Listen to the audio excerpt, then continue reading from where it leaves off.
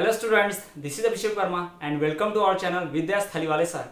सो students, आज हम आपके लिए लेकर आए हैं क्लास 10 सीबीएसई एनसीईआरटी का सिविक्स का सेकंड चैप्टर फेडरलिज्म। जी हाँ, फेडरलिज्म चैप्टर का आज हम 6th video lecture cover up करेंगे। इसके पहले इस चैप्टर के हम 5 वीडियो लेक्चर्स ला चुके हैं जिसमें हमने फेडरलिज्म के सिस्टम की पूरी तरह से बात की है। जिसमें पिछले वीडियो लेक्चर में हमने बात की कि इंडिया में फेडरलिज्म कैसे प्रैक्टिस होता है और इंडियन फेडरलिज्म के सामने फेडरलिज्म को रनअप करते हुए, उसे बनाते हुए, बिल्डअप करते हुए कौन से चैलेंजेस, कौन सी प्रॉब्लम आई थी। जिसमें हमने बात की थी कि क्रिएशन ऑफ लिंग्विस्टिक स्टेट्स की, साथ ही साथ लैंग्वेज पॉलिसी की। आज हम लैंग्वेज पॉलिसी को और थोड़ा डीप में कवर अप करेंगे। साथ ही साथ हम ये भी देखेंगे कि सेंट्रल और स्टेट के रिलेशंस किस तरह से थे और हम बात करेंगे इंडिया में जो लैंग्वेजिस्टिक डाइवर्सिटी है वो किस प्रकार से है। तो इसी को हम पूरे वीडियो लेक्चर में आज कवर अप करने वाले हैं। तो आज का वीडियो बहुत ही ज्यादा अमेजिंग और इंटरेस्टिंग होने वाला है। वीडियो के एंड तक बने रहिएगा, वीडियो को लाइक कीजिए और अपने फ्रेंड्स के साथ शेयर कीजिए ताकि ज्यादा से ज्यादा लोग इस वीडियो का लाभ ले पाए। तो चलिए बिना किसी देरी के आज के इस अमेजिंग वीडियो को शुरू करते हैं। सो स्टूडेंट्स, इसके पहले हमने बात की थी कि कौन से चैलेंजेस हमारे गवर्नमेंट के सामने, हमारे डेमोक्रेसी के सामने आए थे फेडरलिज्म को रन अप करते वक्त। तो हमने जिसमें पढ़ा था कि सबसे पहला मेजर जो चैलेंज था वो था क्रिएशन ऑफ लिंग्विस्टिक स्टेट्स। जी हाँ, इसके बारे में डीप में स्टडी किया था। उसके बाद जो हमने सेकंड मेजर चैलेंज की बात की थी वो थी लैंग्विस्टिक पॉलिसी, यानी कि लैंग्वेज पॉलिसी है ना। लिंग्विस्टिक पॉलिसी जो थी हमारी गवर्नमेंट की किस प्रकार थी और किस प्रकार बनाई जाए, ये बहुत बड़ा चैलेंज था। जिसमें हमने क्या पढ़ा कि इंडिया की कोई भी नेशनल लैंग्वेज नहीं है। जी हाँ, हमारा इंडियन कॉन्स्टिट्यूशन किसी भी लैंग्वेज को नेशनल लैंग्वेज डिक्लेयर नहीं करता, लेकिन फिर भी एक ऑफिशियल लैंग्वेज तो जरूर चाहिए जिसमें वर्कआउट हो सके, यानी सारे काम हो सके, सारे ऑफिशियल है ना, जो भी वर्क है, ऑफिस वर्क हो सके, पार्लियामेंट्री वर्क हो सके, ये सब कोई एक लैंग्वेज में करना जरूरी था। तो हमारी गवर्नमेंट ने क्या किया, हिंदी को ऑफिशियल लैंग्वेज रिकॉग्नाइज किया। हमारी कॉन्स्टिट्यूशन ने रिकॉग्नाइज किया Hindi will be official religion of the India. और जो कि क्या है, हिंदी ऑफिशियल लैंग्वेज होने के साथ साथ इंडिया के 40% लोग क्या है इस हिंदी को एज ए मदर टंग बोलते हैं। या ना, Hindi is mother tongue of 40% people in India. यानी कि इससे एक बात क्लियर होती है कि 60% पीपल ऐसे हैं जो इंडिया में क्या है, नॉन हिंदी स्पीकर्स हैं। Mainly non Hindi speakers India में कितने हैं, 60%। ऐसा नहीं कि उन्हें हिंदी नहीं आती, कुछ को आती है लेकिन मदर टंग नहीं है। मदर टंग कितने परसेंट लोगों की, सिर्फ और सिर्फ 40% लोगों की। और हमने भी पढ़ा कि हिंदी को ऑफिशियल लैंग्वेज डिक्लेयर करने के साथ साथ हमारी गवर्नमेंट, हमारे कॉन्स्टिट्यूशन ने दूसरे लैंग्वेजेस को, 22 अदर शेड्यूल्ड लैंग्वेजेस को क्या किया है, रिकॉग्नाइजेशन दिया है कि उन्हें भी इस्तेमाल में लाया जा सकता है, उनसे भी ऑफिशियल वर्क किया जा सकता है। तो हमारी गवर्नमेंट का काम था। लिंग्विस्टिक पॉलिसी बनाने का मतलब, हिंदी को ऑफिशियल लैंग्वेज बनाने का मतलब ये नहीं है कि हमारी गवर्नमेंट हिंदी को दूसरे स्टेट्स के ऊपर इंपोज कर रही है, थोप रही है, ऐसा बिल्कुल नहीं है ना। वो तो सिर्फ हिंदी को बचा के बाकी लैंग्वेज को भी प्रमोट करना चाहती है। ये हमारी गवर्नमेंट की पॉलिसी रही है कि हिंदी को भी प्रमोट करना है, बाकी लैंग्वेज को भी नुकसान नहीं पहुंचाना है। This is the policy of language policy of Indian government. लेकिन फिर भी हम बात करते हैं कि हमारे कॉन्स्टिट्यूशन में हमारी कुछ जो गवर्नमेंट थी उस वक्त की 1965 के समय में क्या हुआ, ये बात डिसाइड कर दिया गया कि इंग्लिश को डिसकंटिन्यू कर दिया जाएगा। जो इंग्लिश लैंग्वेज इस्तेमाल होती है हमारे ऑफिशियल वर्क्स में, हमारे पार्लियामेंट में, हमारे दूसरे जुडिशियल सिस्टम में, जो इंग्लिश लैंग्वेज इस्तेमाल होती है, इंग्लिश में जो भी वर्क होता है उसको बंद करने की कोशिश की गई। यानी ये डिसाइड किया गया गवर्नमेंट के द्वारा कि इंग्लिश को अब नहीं माना जाएगा कि इंग्लिश किसकी लैंग्वेज है, ब्रिटिशर्स की। It is a foreign language जिसको हम इस्तेमाल नहीं करेंगे, ऐसा डिसाइड किया गया। लेकिन इस बात का बहुत ज्यादा विरोध किया, बहुत ज्यादा अपोज किया। किसने, बहुत सारे स्टेट्स ने। कुछ साउथ के स्टेट जैसे कि तमिलनाडु, कर्नाटक ऐसे स्टेट्स हैं जिन्होंने बहुत ज्यादा अपोज किया कि गवर्नमेंट क्या कर रही है, जबरदस्ती उनके ऊपर हिंदी थोप रही है। ऐसा नहीं कि वो इंग्लिश को हटा रही है, क्या कर रही है, हिंदी थोप रही है। जबकि गवर्नमेंट हिंदी फोर्स नहीं कर रही थी कि हिंदी अपनाओ, गवर्नमेंट फोर्स कर रही थी बस इंग्लिश छोड़ दो, बाकी हिंदी और अपनी भाषा में से कोई एक अपनाओ। लेकिन दूसरे स्टेट्स ये बात सुनने को तैयार नहीं थे। इवन इसके खिलाफ पूरे देश में प्रोटेस्ट शुरू हो गया। और ये प्रोटेस्ट नॉर्मल प्रोटेस्ट नहीं था, पीसफुल प्रोटेस्ट नहीं था, ये पूरे वायलेंट में तब्दील हो गया जिसमें कई लोगों की जान तक चली गई। जी हाँ, गवर्नमेंट के खिलाफ बहुत ज्यादा प्रदर्शन हुआ, धरना प्रदर्शन है ना। और इस प्रोटेस्ट में क्या हुआ, बहुत सारे लोगों की जान तक चली गई ना। एक तरह से हम रियोट्स, दंगे फैल गए इस तरह कह सकते हैं। किसको लेकर, लैंग्वेज पॉलिसी को लेकर। तो उस वक्त गवर्नमेंट ने अपना फैसला वापस लिया कि नहीं, इंग्लिश को नहीं हटाते, वरना इंग्लिश हट जाती थी हमारे ऑफिशियल वर्क से। तो एक बात देखने लायक है कि साउथ के लोगों को हिंदी नहीं आती तो वो क्या करते हैं, इंग्लिश को ज्यादा प्रेफर करते हैं। तो इंग्लिश को लोग ऑफिशियल लैंग्वेज की तरह प्रेफर करते हैं। बट इंग्लिश जो है हमारे लिए क्या है, फॉरेन लैंग्वेज है। तो इंग्लिश को हटा के गवर्नमेंट चाहती थी कि हिंदी रहे, इंग्लिश हट जाए, लेकिन साउथ के लोग तो उनकी लोकल लैंग्वेज भी रहे। ऐसा नहीं कि सिर्फ हिंदी में बात करना है, हिंदी में ऑफिशियल वर्क होगा, हिंदी में तो होगा ही, बस इंग्लिश में नहीं होगा। बाकी तुम्हारी लैंग्वेज, तुम्हारी राजस्थानी है, डोंगरी है, कन्नड़ है, तमिल है, जो भी लैंग्वेज उसमें भी कर रहा हूँ, कोई प्रॉब्लम नहीं गवर्नमेंट को। लेकिन गवर्नमेंट सिर्फ इंग्लिश नहीं चाहती थी। लेकिन ये बात बाकी स्टेट्स वालों को पसंद नहीं आई, इसके लिए वो राजी नहीं हुए और उन्होंने प्रोटेस्ट किया। फिर मजबूर होकर गवर्नमेंट को अपना ये फैसला कि हमें क्या करना है, इंग्लिश को हटाना है, इसे वापस लेना पड़ा, क्योंकि इसका बहुत ज़्यादा वायलेंट प्रोटेस्ट हुआ और इस प्रोटेस्ट में साउथ के एरिया में बहुत ज़्यादा वायलेंट प्रोटेस्ट हुआ जिसमें कई लोगों की जान तक चली गई। This riots killed many people. तो इस तरह की लैंग्वेज पॉलिसी रही है किसकी, इंडिया की। तो चलिए अब हम बात कर लेते हैं कि हमारे यहाँ जो लैंग्वेजिक डाइवर्सिटी है वो किस प्रकार से है ना। कुछ नोट्स, इंपॉर्टेंट पॉइंट्स हमारे लिए एग्जाम के पॉइंट ऑफ व्यू से, उसका हम डिस्कशन करते हैं। सो स्टूडेंट्स, अब हमें पढ़ना है कि इंडिया की लैंग्वेजिक डाइवर्सिटी जो है किस प्रकार की है। अगर हम टर्म्स की बात करूँ, लैंग्वेज के टर्म्स की बात करूँ, in the terms of language India is the most diverse country. जी हाँ, लैंग्वेज के टर्म में इंडिया जो है पूरी दुनिया में, पूरे विश्व में सबसे ज़्यादा डाइवर्स कंट्री है, क्योंकि इंडिया में 1500 से ज़्यादा भाषाएं बोलियाँ बोली जाती हैं। जी हाँ, 1500, 1500 से भाषाएं ज़्यादा बोलियाँ बोली जाती हैं। यानी हमारे यहाँ स्टेट तो 28 है और 1500 से ज़्यादा बोलियाँ हैं, तो आप हर स्टेट में जोड़ लीजिए कितने कितने भाषाएं बोली जाती होंगी, कितनी कितनी बोलियाँ, लैंग्वेजेस बोले जाते होंगे। तो चलिए हम बात करते हैं लिंग्विस्टिक डाइवर्सिटी की इंडिया में। अकॉर्डिंग टू रिकॉर्ड ऑफ 2001 के सेंसस के हिसाब से, 2001 के सेंसस के हिसाब से about 1500 languages were mentioned as their mother tongue by people. अधिकतर पीपल ने, यानी 1500 से ज्यादा ऐसी भाषाएं बोलियां थी जिसे लोगों ने क्या किया, अपनी मदर टंग माना। यानी जो लोग जैसे ट्राइबल लोग अपने ट्राइबल इलाके में पैदा हुए तो ट्राइबल लोग बोल रहे हैं शुरुआत से, तो उनके लिए क्या है वो मदर टंग। मदर टंग का मतलब क्या होता है, बचपन से जो हम बोलते आ रहे हैं ना उसको मदर टंग बोलते हैं। जो सबसे पहले हमने जो भाषा सीखी बोलना वो हमारे लिए क्या है, मदर टंग की तरह है।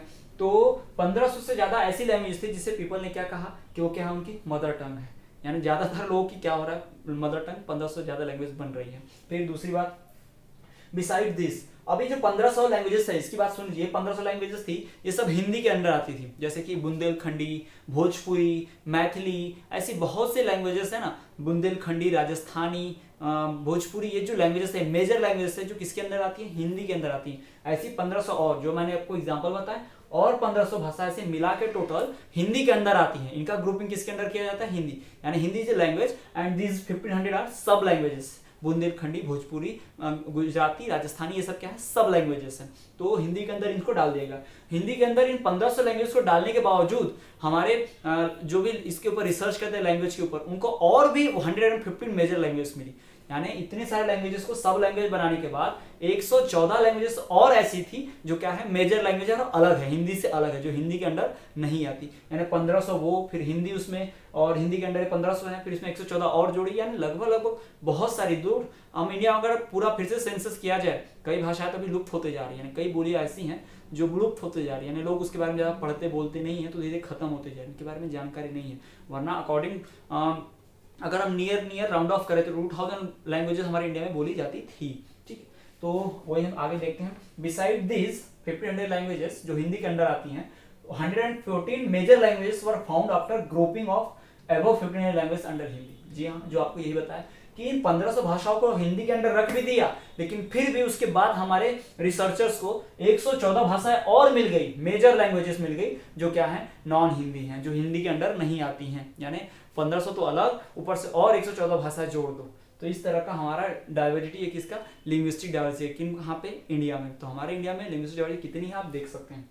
उसके बाद क्या किया गया, 22 लैंग्वेजेस को, जैसे मैंने इसके पहले लेक्चर में आपको बताया कि 22 लैंग्वेजेस को शेड्यूल्ड लैंग्वेज जिसे कहा जाता है, उसे हमारे कॉन्स्टिट्यूशन के 8th शेड्यूल में शामिल किया गया। जी, हमारे संविधान का जो 8वां शेड्यूल है उसमें और 22 लैंग्वेजेस को शामिल किया गया।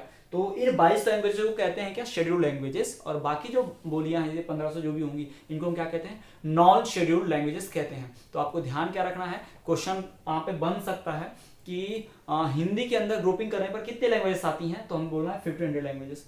और 1500 लैंग्वेजेस जो बोली जाती है किसके अंदर आती है, हिंदी के अंदर। और 1500 या हिंदी की ग्रुपिंग करने के बाद भी, लैंग्वेज की ग्रुपिंग करने के बाद भी और कौन सी मेजर लैंग्वेजेस हैं, कितनी मेजर लैंग्वेजेस हैं, तो आपको बताना है। In beside Hindi grouping more than 114 major languages were also found, यानी 114 और भी ज्यादा मेजर लैंग्वेजेस हैं। साथ ही साथ हमारे कॉन्स्टिट्यूशन के 8th शेड्यूल में 22 शेड्यूल लैंग्वेजेस को जगह दी गई है, उनको भी रिकॉग्नाइज किया गया है। या फिर सवाल ऐसा आ सकता है कि किस शेड्यूल में हमारे शेड्यूल लैंग्वेज का रखा गया है, तो 8th शेड्यूल में कितनी लैंग्वेजेस को, 22 लैंग्वेजेस को रखा गया है। और इन 22 लैंग्वेजेस के अलावा भी और कुछ लैंग्वेज को क्या मिलता है, रिकॉग्नाइजेशन मिलता है। और हम बात करें कि किसको शेड्यूल लैंग्वेज बोलते हैं, किसको नहीं, तो जो 8th शेड्यूल में 22 भाषाएं लिखी हैं, those 22 languages which are written in 8th schedule of our constitution are known as scheduled languages while others are known as non scheduled languages. समझ लीजिए शेड्यूल और नॉन शेड्यूल्ड की परिभाषा डेफिनेशन क्या है. जो भाषाएं हमारे संविधान के 8वें शेड्यूल में लिखी हैं, है ना, the languages which are written in the 8th schedule of our constitution are known as scheduled languages which are total 22 while other rest are known as non scheduled languages. ये डेफिनेशन होगी दोनों की. ठीक है, चलिए हम बात करते हैं इंग्लिश की, जो इसको बहुत ज्यादा फोकस में लाया जाता है. इंग्लिश में ऑफिशियल वर्क किया जा रहा है, तो इस इंग्लिश की बात करते हैं. तो आपको जानकर हैरानी होगी कि इंग्लिश जो है वो सिर्फ और सिर्फ 0.02% लोगों का मदर टंग है. यानी इंडिया में 1% भी ऐसे लोग नहीं, एक तो छोड़ी आधे % लोग भी ऐसे नहीं है जो क्या बोलते हो, इंग्लिश बोलते हैं, उनकी मदर टंग हो इंग्लिश. किसी की नहीं है. सिर्फ 11% लोगों ने इंग्लिश को क्या बताया, उनका थर्ड या सेकंड लैंग्वेज. यानी फर्स्ट लैंग्वेज हिंदी कितनी लोगों की, सिर्फ और सिर्फ 0.02% की. बाकी सबकी सेकंड लैंग्वेज या थर्ड लैंग्वेज है क्या, हिंदी. यानी 11% लोगों की क्या है, सेकंड थर्ड. बाकी की तो फोर्थ फिफ्थ जो भी होगी, आती भी नहीं होगी. ऐसे भी परसेंटेज है इंडिया में, इनको इंग्लिश नहीं भी आती है.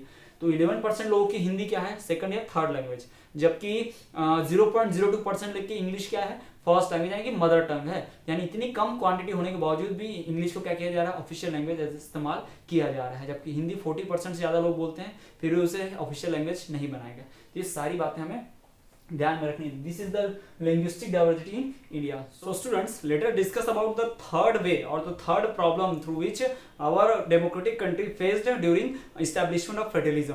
हमने फेडरलिज्म को फॉलो करते वक्त जो तीसरी परेशानी का सामना किया, जो थर्ड मेजर चैलेंज था हमारे सामने, वो क्या था, सेंटर स्टेट का रिलेशन. जी हाँ, सेंटर और स्टेट का रिलेशन कैसा होगा, हम किस तरह रखेंगे, इसी बेस के ऊपर हमारा फेडरलिज्म डिपेंड करता है. किसी भी कंट्री के फेडरलिज्म को बहुत अच्छा अगर बनाना है, बेस्ट बनाना है बिल्कुल, तो हमें क्या करना होगा, सेंट्रल गवर्नमेंट और जो दूसरे लेवल की गवर्नमेंट होगी, यानी कि स्टेट गवर्नमेंट या फिर प्रोविंस गवर्नमेंट, उसके रिलेशन को सही रखना पड़ेगा. जी हाँ, उसके रिलेशन यदि सही रहेंगे, अच्छे रहेंगे, तो हम क्या कर सकते हैं, कंट्री के पूरे जो प्रॉब्लम्स है, कंट्री की जो फेडरलिज्म की वर्किंग है, उसको बहुत सही कर सकते हैं, प्रॉब्लम्स को पूरी तरह से निगलेक्ट कर सकते हैं. ये होगा सेंटर स्टेट के रिलेशन से. तो क्या कहा गया है, restructuring the centre state relations is one more way in which federalism has been strengthened. Federalism को और स्ट्रॉन्ग करना है, स्ट्रेंथ करना है ना, मजबूत बनाना है और मजबूती प्रदान करनी है फेडरलिज्म को, और स्ट्रॉन्ग अच्छा तरीका अपनाना है. तो हमें क्या करना होगा, सेंटर और स्टेट के रिलेशन को रिकंस्ट्रक्ट करना होगा, फिर से बनाना होगा. चलिए हम बात करते हैं कि हमने जो तीनों लिस्ट पढ़ी थी, स्टेट लिस्ट, यूनियन लिस्ट और जो हमारी कॉन्करेंट लिस्ट थी, इसमें हमने पढ़ा कि कुछ काम ऐसे होते हैं सिर्फ कौन करता है, यूनियन गवर्नमेंट करती है. कुछ ऐसे काम होते हैं स्टेट लिस्ट के जो कौन करता है, सिर्फ और सिर्फ स्टेट गवर्नमेंट करती है. सारे काम समझ लीजिए, स्टेट लिस्ट के कौन करेगा, स्टेट गवर्नमेंट. यूनियन लिस्ट के यूनियन गवर्नमेंट. लेकिन जो कॉन्करेंट लिस्ट है उसके काम कौन करता है, दोनों कर सकते हैं. लेकिन प्रेफरेंस किसको मिलती है, सेंट्रल गवर्नमेंट को. तो कहीं ना कहीं एक तरीका ऐसा होता है जहां पर फेडरलिज्म में सेंट्रल गवर्नमेंट स्टेट गवर्नमेंट को डोमिनेट कर सकती है. यानी भले ही पावर्स अलग अलग बटी हैं सेंट्रल और स्टेट के बीच, लेकिन फिर भी सेंट्रल के पास मौका होता है इंटरफेयर करने का, किसके पावर में, स्टेट के. यानी स्टेट को कमजोर करने का, स्टेट की पावर को गलत तरीके से इस्तेमाल करने का, स्टेट की पावर को लिमिटेड करने का, या अपनी पावर्स का इस्तेमाल गलत तरीके से करके स्टेट को परेशान करने का, इंटरफेयर करने का मौका कहीं ना कहीं सेंट्रल गवर्नमेंट को मिल जाता है. अगर हम बात करें इंडियन पॉलिटिक्स की, तो जब आज़ादी मिली 1950 से, जब पहला हमारा चुनाव होना शुरू हुआ 1950 के बाद, जब हमारा पहला इलेक्शन हुआ कॉन्स्टिट्यूशन बनने के बाद, 1947 में कोई इलेक्शन नहीं हुआ था, है ना. आज जैसा कि आप जानते हैं, प्राइम मिनिस्टर हमारे Jawaharlal Nehru first prime minister थे, डॉक्टर राजेंद्र प्रसाद हमारे फर्स्ट प्रेसिडेंट थे, डॉक्टर सरदार वल्लभ भाई पटेल जो थे हमारे फर्स्ट होम मिनिस्टर थे.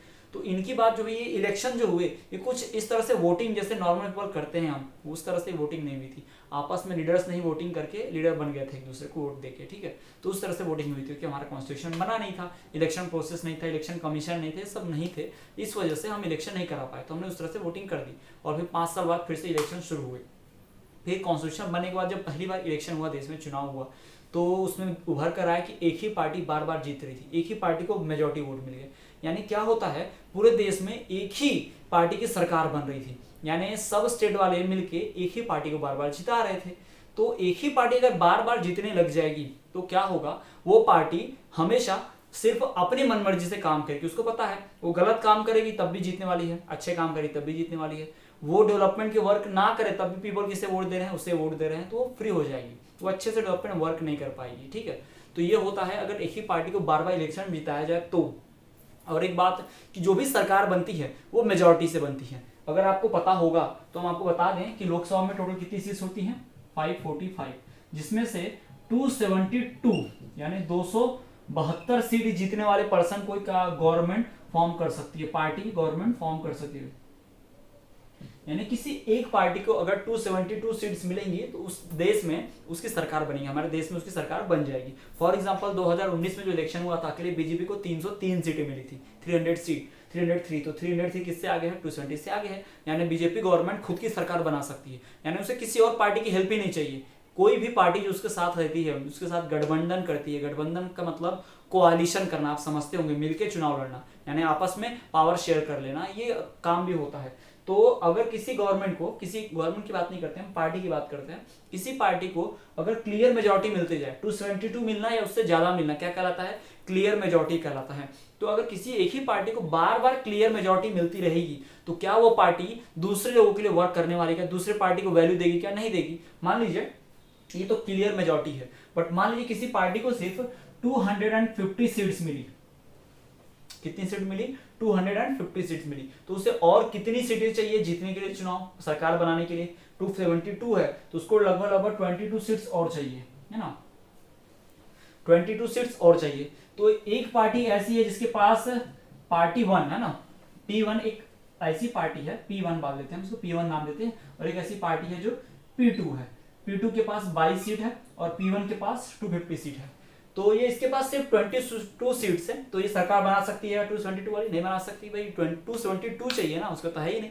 फिर 250 वाली दूसरी पार्टी, उसके पास भी नहीं है इतने नंबर, वो भी सरकार नहीं बना सकती है के लिए। तो जब इस तरह का मैटर आता है, इस तरह की सिचुएशन आती है, तो क्या होता है, एक बड़ी पार्टी या छोटी पार्टी या फिर कई छोटी पार्टी आपस में मिलकर क्या करते हैं, गठबंधन करते हैं, जिसको क्या बोलते हैं, कोalition, और फिर मिलके इनका प्लस कर देंगे, कितना हो जाएगा 272, फिर ये मिलके सरकार चाहिए, दोनों मिलके गवर्नमेंट फॉर्म करेंगे, दोनों मिलके, ठीक है, इसी को बोलते हैं कोalition गवर्नमेंट।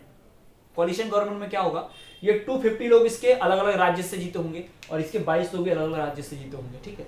अगर इसके अकेले के 272 होते तो क्या करता, किसी और पार्टी की बात ही नहीं सुनता, यानी दूसरे लीडर्स की बात ही नहीं सुनता, दूसरे लीडर्स के पीपल कोई वोटिंग में उनका राइट ही नहीं रह जाता, वोट दे के भी कोई मतलब नहीं, क्योंकि उनके लोग जीते ही नहीं है, तो उनका वोट जो है कोई काम ही नहीं है, उनके लिए कोई वर्क ही नहीं करेगा। जैसा श्रीलंका में हमने देखा था, बार बार सिन्हाला वाले जीत जा रहे थे तो वो सिन्हाला के लिए वर्क करते थे और दूसरे लोगों के लिए वर्क नहीं करते थे, क्योंकि इनके नेता, तमिल के नेता क्या है, बार बार हार जा रहे थे ना, तो ये प्रॉब्लम हो रही थी। तो हमारे गवर्नमेंट में भी 1990 के पहले 1990 तक हमारे देश में भी क्या होता था, बार बार एक ही पार्टी जीतती थी, बार बार एक ही पार्टी के लोग जीत जाते थे, उनको ही वोट मिलता था। इससे प्रॉब्लम क्या थी, वो बड़ी पार्टीज क्या करती थी, दूसरी पार्टीज को वैल्यू ही नहीं देती थी, उनके लिए वर्क ही नहीं करती थी, कि उनको पता है हमको जिताने वाले लोग दूसरे हैं, तो हम बार बार उनको, उनके लिए डेवलपमेंट का वर्क करेंगे तो हमको वोट मिल जाएगा, तो यही काम होता था। तो इसीलिए 1919 में ये सिस्टम बदला, ये सिनेरियो बदला, वहां से कोalition गवर्नमेंट की शुरुआत हुई। वहां से पहली बार ऐसा हुआ देश में कि कांग्रेस को वोट ही नहीं मिले, दूसरी पार्टी कुछ कुछ करके वोट मिले, कांग्रेस पार्टी को थोड़े से वोट मिले, फिर जनता पार्टी से उसको थोड़े से वोट मिले, है ना, ऐसे कर करके कई पार्टी को थोड़े थोड़े वोट मिले। तो इस तरह से कोalition गवर्नमेंट ने मिलकर बनाई पहली बार। अब कोalition गवर्नमेंट में क्या होगा, कोई भी मनमानी नहीं कर सकता।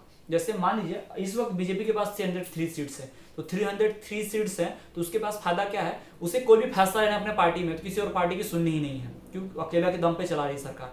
जबकि मान लीजिए कुछ ऐसी सरकार होती तो ये 250 वालों को कोई भी डिसीजन लेने से पहले इन 22 वालों से पूछना ही पड़ता, उनकी मंजूरी लेनी ही पड़ती, वरना ये लोग क्या करते हैं, हम सपोर्ट वापस ले लेंगे तो सरकार ही नहीं रहेगी, यानी पावर ही कोई नहीं रहेगी, इसलिए इनकी बात भी सुननी पड़ती है। तो कोalition गवर्नमेंट में क्या होता है, मेजॉरिटी प्लस माइनॉरिटी दोनों की बात सुनी जाती है, ये इसका फायदा है। लेकिन उसका नुकसान भी है, मान लीजिए कोई अच्छा डिसीजन लेना चाहते हैं, लेकिन अच्छा डिसीजन लेने से एक माइनॉरिटी वाले भी रोक सकते हैं, कई बार इनको अक्सर होता है कोalition गवर्नमेंट में। कोalition गवर्नमेंट में भरोसा कम हो जाता है, एफिशिएंसी कम हो जाती है ना। अब मान लीजिए मैं अकेला पर्सन हूँ, अकेले बिजनेस चलाता हूँ, तो मैं अकेले अपने मन से डिसीजन लूंगा, बट मेरे साथ कोई बिजनेस पार्टनर रहेगा तो क्या होगा, मैं कोई फैसला लेना चाहता हूँ लेकिन मेरा बिजनेस पार्टनर मुझे रोक देगा फैसला लेने से, नहीं ऐसा नहीं लेगा, मेरी मर्जी चलेगी, झगड़ा होगा हमके बीच, कॉन्फ्लिक्ट होगा, तो काम ही नहीं हो पाएगा।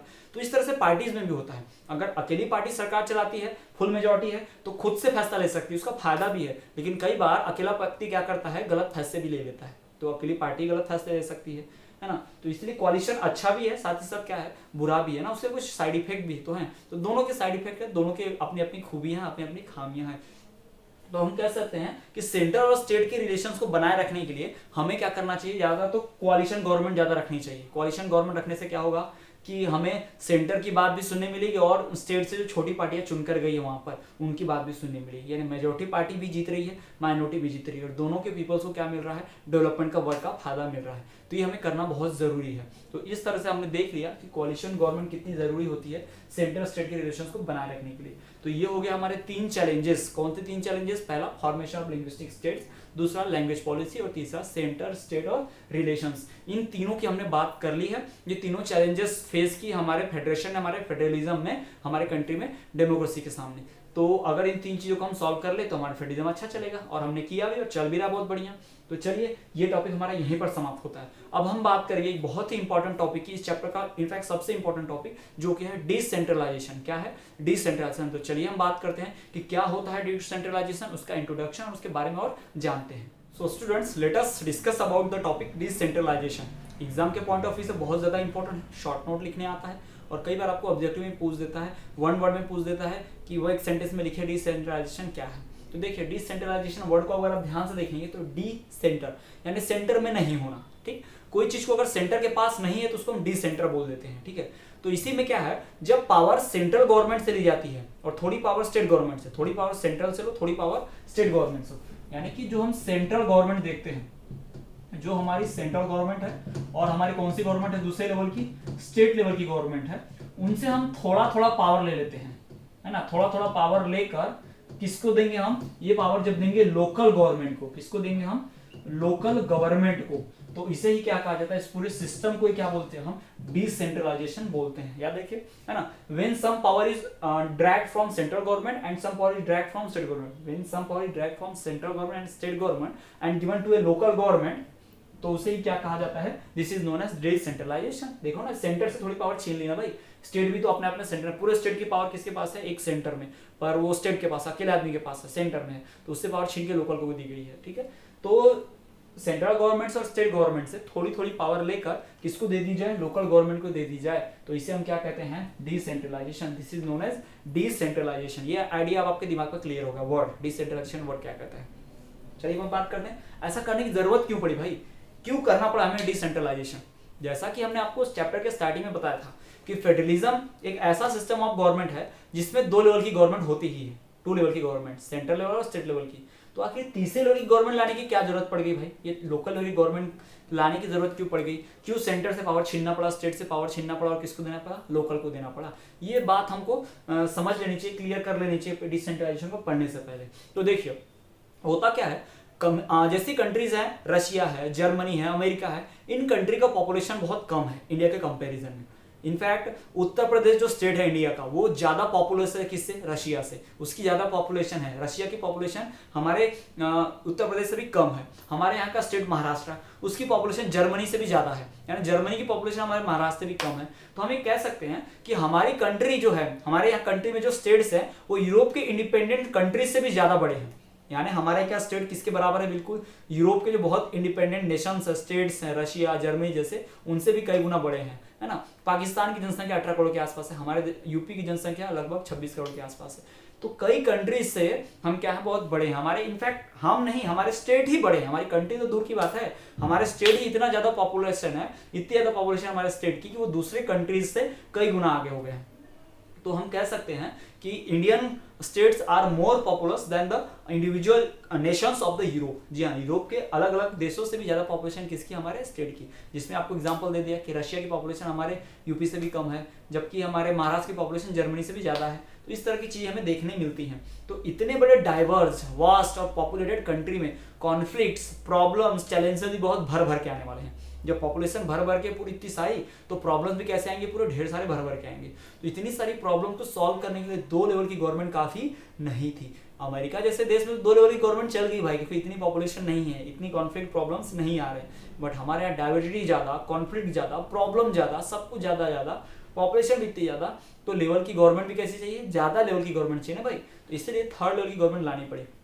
और ये बेसिक आइडिया कि 3rd लेवल की गवर्नमेंट क्यों लाना है, ये बेसिक आइडिया था कि जो लोकल लेवल की प्रॉब्लम्स है, लोकल लेवल की जो भी प्रॉब्लम्स होती हैं वो लोकल लेवल पे ही सॉल्व होना चाहिए। अधिकतर प्रॉब्लम्स ज्यादा से ज्यादा प्रॉब्लम्स को हम लोकल लेवल पर ही सॉल्व कर दें, यानी बड़े अपर लेवल तक पहुंचे ही ना, उसके पहले ही सॉल्व हो जाए, तो अपर लेवल्स का ध्यान ज्यादा कामों पर रहेगा ना। तो इस तरह की चीज़ें सॉल्व हो जाएंगी तो हमें बहुत आसानी होगी, हमारी गवर्नमेंट बहुत अच्छी रन करेगी। जैसे सिंपल एग्जांपल देते हैं, अगर लोकल लेवल की गवर्नमेंट नहीं होती तो हमारे गांव में नाली साफ नहीं हो रही है, हमारे गांव में रोड नहीं बन रहा है, इस तरह के प्रॉब्लम्स लेके हम जाते हैं स्टेट के पास, तो स्टेट उस गांव के नाली साफ करने वाली प्रॉब्लम पे ध्यान देगा, वो अपने बड़ी बड़ी सिटीज के प्रॉब्लम को सॉल्व करेगा, भोपाल जबलपुर इससे प्रॉब्लम सॉल्व करेगा। अब मान लीजिए भोपाल जबलपुर में जो काम हो रहा है, अगर हम उसको देखते बैठेंगे, सेंटर के पास जाएंगे कंप्लेन लेके कि हमारे जबलपुर में काम नहीं हो रहा, हमारे भोपाल में अच्छा वर्क नहीं हो रहा, तो सेंट्रल गवर्नमेंट पूरे कंट्री का सोचेगी या सिर्फ भोपाल जबलपुर का सोचते बैठेगी? उसे तो देश की सीमाओं की रक्षा करना, देश के बाउंड्री की रक्षा करनी है, पूरे देश में डेवलपमेंट करना है। तो जो भी प्रॉब्लम्स होती हैं उन्हें लोकल लेवल पर ही सेट कर लिया जाए, सॉल्व कर लिया जाए। यही बेसिक आइडिया था किसको लाने के लिए, डिसेंट्रलाइजेशन को लाने के लिए। तो आपको एग्जाम के पॉइंट ऑफ व्यू से ये भी ध्यान रखना है कि डिसेंट्रलाइजेशन क्यों लाएगा। The basic idea behind the decentralisation is that the more problems, best problems should be solve, more and more problems should be settled at the local level. जी हाँ, तो हम कह सकते हैं कि बेसिक आइडिया जो है डिसेंट्रलाइजेशन के पीछे का वो क्या है कि ज्यादा से ज्यादा प्रॉब्लम्स को हम लोकल लेवल पे क्या कर लें, सॉल्व कर लें, ज्यादा से ज्यादा परेशानियां हमारी लोकल लेवल पे सॉल्व हो जाए, तो बाकी जो अपर लेवल है, सेंट्रल लेवल और स्टेट लेवल, वो क्या कर सकें, अपनी पावर्स को दूसरे डेवलपमेंट के कामों में लगा सकें, तो बहुत आसानी होगी और हमें भी तो कन्वीनियंट होगा। अगर हमारे घर की नाली साफ नहीं है हमारे रोड के आसपास की, तो हम क्या सीधा पहुंच जाएंगे सेंटर में चीफ मिनिस्टर के पास, भाई हमारे यहाँ की नाली साफ नहीं हो रही, मुख्यमंत्री जी नाली साफ करवाओ, है ना। लाखों करोड़ की पॉपुलेशन है, कितने लोग पहुंचेंगे वहां पर, तो ये प्रॉब्लम्स होती हैं। तो लेकिन हम अपने गांव में तो जा ही सकते हैं, लोकल लेवल की गवर्नमेंट होगी तो अपने गांव में, डिस्ट्रिक्ट में तो जा ही सकते हैं, वहाँ की प्रॉब्लम सॉल्व करा सकते हैं। तो हम डिस्ट्रिक्ट में अपने पंचायत में, ग्राम पंचायत में जाते ही हैं, नगर पंचायत में जाते हैं, डिस्ट्रिक्ट में कलेक्टेड ऑफिस तक भी हम चले जाते हैं, कोई प्रॉब्लम नहीं होती, वहाँ आसानी से पहुंचा जा सकता है और प्रॉब्लम को वहाँ पर नोटिफाई किया जा सकता है, प्रॉब्लम जल्दी सॉल्व भी हो जाती है। तो थर्ड लेवल की गवर्नमेंट लाने का मकसद यही था कि ज्यादा से ज्यादा प्रॉब्लम्स हम लोकल लेवल पे ही सॉल्व कर लें। और डिसेंट्रलाइजेशन का मतलब तो आप जान ही चुके हैं कि सेंट्रल गवर्नमेंट से थोड़ी सी पावर ली गई और थोड़ी सी स्टेट गवर्नमेंट से, और किसको दे दी गई, लोकल गवर्नमेंट को। तो इसी बात को क्या कहते हैं, डिसेंट्रलाइजेशन।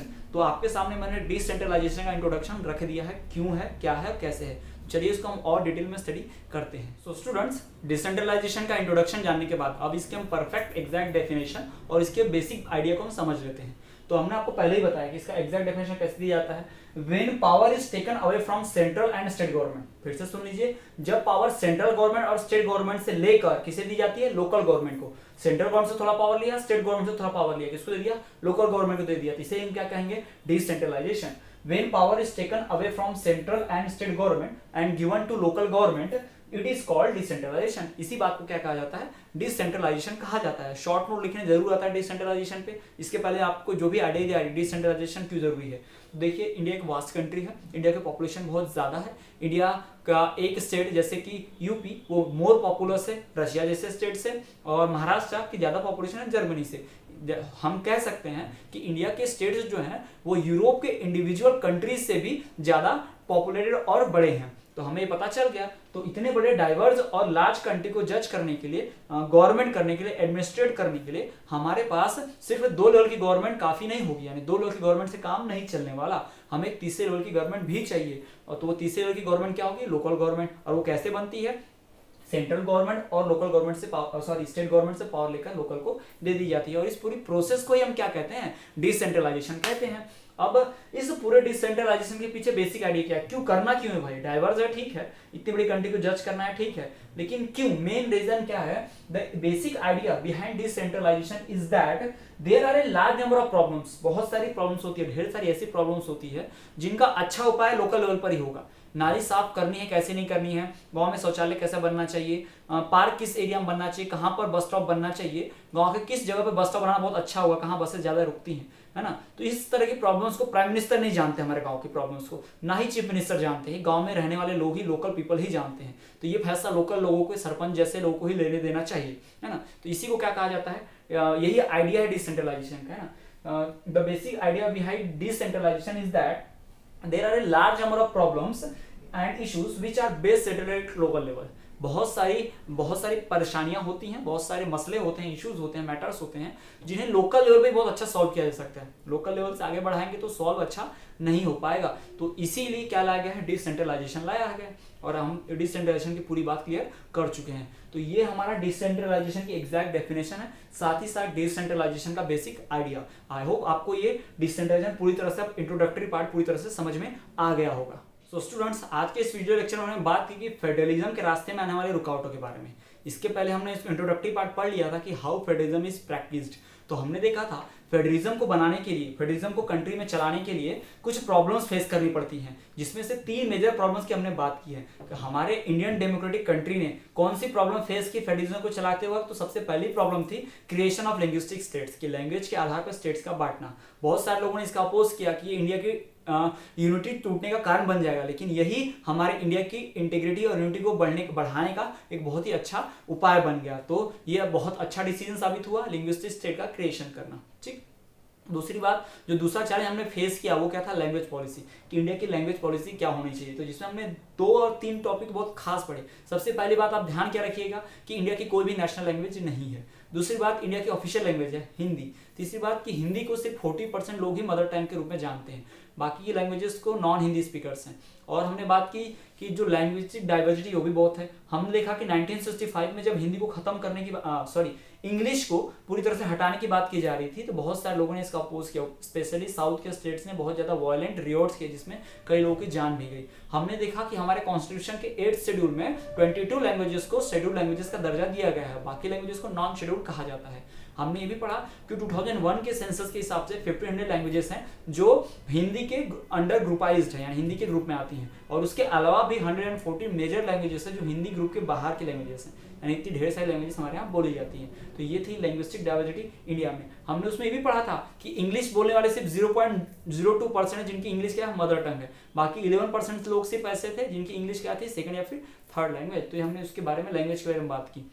जो तीसरी प्रॉब्लम हमने फेस की पढ़ी वो था सेंटर स्टेट का रिलेशन, यानी सेंटर और स्टेट्स के रिलेशन को अगर हम सही कर दें, रिफॉर्म कर दें, हम क्या कर सकते हैं, फेडरलिज्म को बहुत अच्छा बना सकते हैं। जिसमें हमने पढ़ा कि सिंगल पार्टी मेजोरिटी भी अच्छी बात होती है, लेकिन उसके भी कुछ प्रॉब्लम्स हैं, कॉन्सिक्वेंसेस हैं, ड्रॉबैक्स हैं। फिर हमने पढ़ा कि कोalition वाली गवर्नमेंट जो है वो बहुत अच्छी है रिफॉर्मेशन करने के लिए सेंटर स्टेट के रिलेशंस को, लेकिन हमने उसमें पढ़ा कि उसके भी कुछ ड्रॉबैक्स हैं, उससे एफिशिएंसी कम हो जाती है। ठीक है, ये हमने बात की। हमने पढ़ा कि 1990 से कोalition गवर्नमेंट की हमारे यहाँ शुरुआत हुई, जो फेडरलिज्म के बहुत अच्छी बात है, जिसमें मेजोरिटी को भी मौका मिल रहा है, माइनॉरिटी को भी मौका मिल रहा है, और सभी और डेवलपमेंट हो रहा है। उसके बाद फिर हमने शुरू किया डिसेंट्रलाइजेशन टॉपिक, जिसमें हमने डिसेंट्रलाइजेशन का इंट्रोडक्शन पढ़ा, साथ ही साथ उसका बेसिक आइडिया पढ़ा।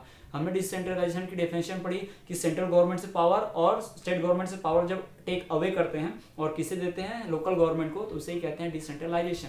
और इसका बेसिक आइडिया क्या है कि लोकल लेवल पे बहुत सारे प्रॉब्लम्स और इशू होते हैं जिनको बहुत अच्छे से सॉल्व किया जा सकता है लोकल लेवल पे ही, इसलिए डिसेंट्रलाइजेशन किया गया है। तो आज के इस वीडियो लेक्चर में इतना ही। आई होप ये लेक्चर आपको पसंद आया होगा। वीडियो को लाइक कीजिए ज़्यादा से ज़्यादा और अपने फ्रेंड्स तक शेयर कीजिए ताकि वो भी इस वीडियो से नॉलेज गेन कर पाएँ। तो देखते रहिए इसी तरह से विद्यास्थली वाले सर।